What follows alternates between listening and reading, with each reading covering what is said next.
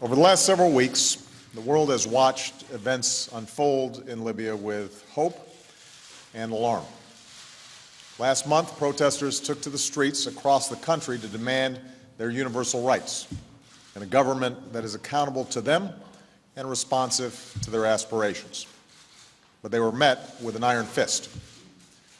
Within days, whole parts of the country declared their independence from a brutal regime, and members of the government serving in Libya and abroad chose to align themselves with the forces of change. Muammar Gaddafi clearly lost the confidence of his own people and the legitimacy to lead. Instead of respecting the rights of his own people, Gaddafi chose the path of brutal suppression. Innocent civilians were beaten, imprisoned, and in some cases killed. Peaceful protests were forcefully put down. Hospitals were attacked, and patients disappeared. A campaign of intimidation and repression began. In the face of this injustice, the United States and the international community moved swiftly.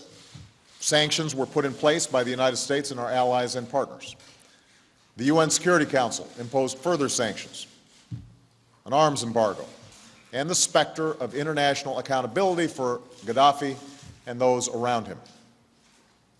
Humanitarian assistance was positioned on Libya's borders, and those displaced by the violence received our help. Ample warning was given that Gaddafi needed to stop his campaign of repression or be held accountable. The Arab League and the European Union joined us in calling for an end to violence. Once again, Gaddafi chose to ignore the will of his people and the international community. Instead, he launched a military campaign against his own people. And there should be no doubt about his intentions, because he himself has made them clear. For decades, he's demonstrated a willingness to use brute force through his sponsorship of terrorism against the American people, as well as others, and through the killings that he has carried out within his own borders. And just yesterday, speaking of the city of Benghazi, a city of roughly 700,000 people, he threatened, and I quote, "We will have no mercy and no pity." No mercy on his own citizens. Now, here's why this matters to us. Left unchecked, we have every reason to believe that Gaddafi would commit atrocities against his people. Many thousands could die. A humanitarian crisis would ensue. The entire region could be destabilized, endangering many of our allies and partners. The calls of the Libyan people for help would go unanswered. The democratic values that we stand for would be overrun. Moreover, the words of the international community would be rendered hollow. And that's why the United States has worked with our allies and partners to shape a strong international response at the United Nations. Our focus has been clear: protecting innocent civilians within Libya and holding the Gaddafi regime accountable. Yesterday, in response to a call for action by the Libyan people and the Arab League, the UN Security Council passed a strong resolution that demands an end to the violence against citizens. It authorizes the use of force with an explicit commitment to pursue all necessary measures to stop the killing, to include the enforcement of a no-fly zone over Libya.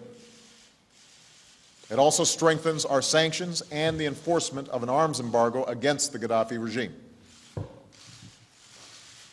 Now, once more, Muammar Gaddafi has a choice.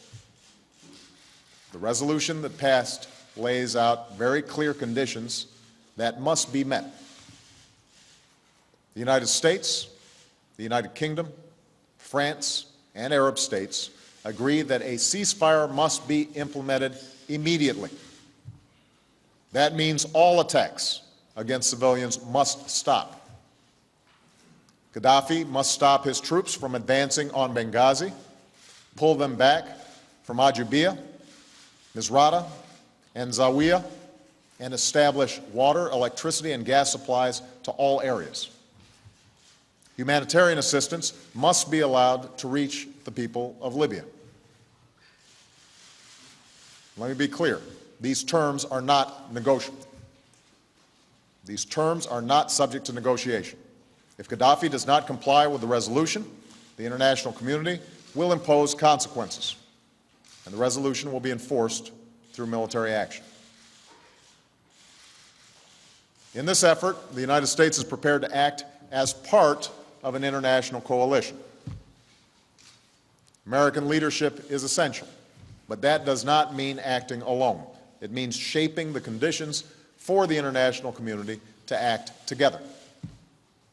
That's why I've directed Secretary Gates and our military to coordinate their planning, and tomorrow Secretary Clinton will travel to Paris for a meeting with our European allies and Arab partners about the enforcement of Resolution 1973.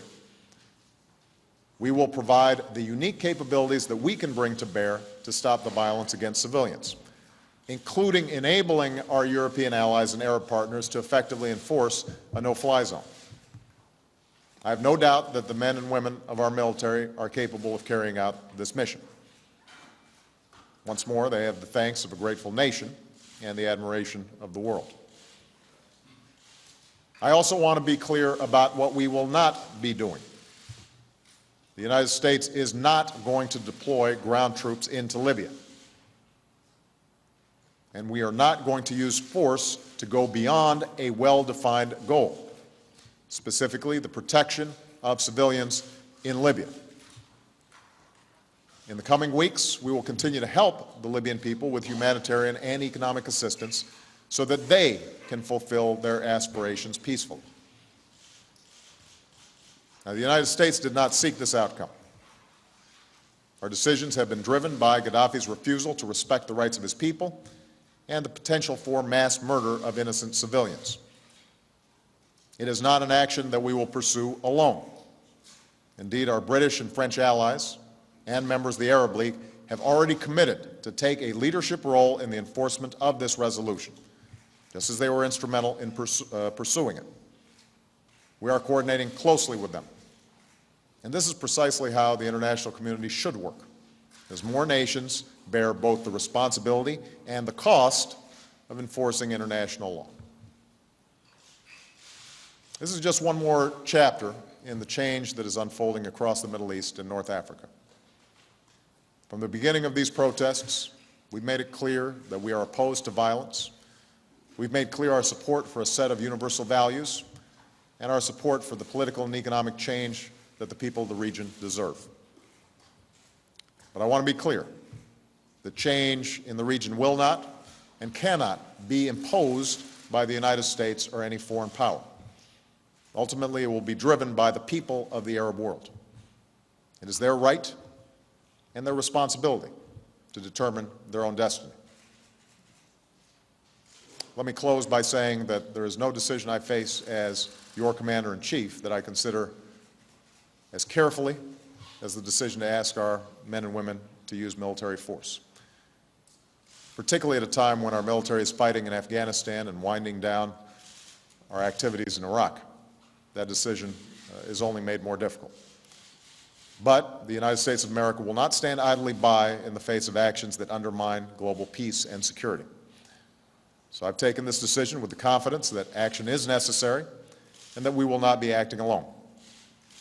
Our goal is focused, our cause is just, and our coalition is strong. Thank you very much.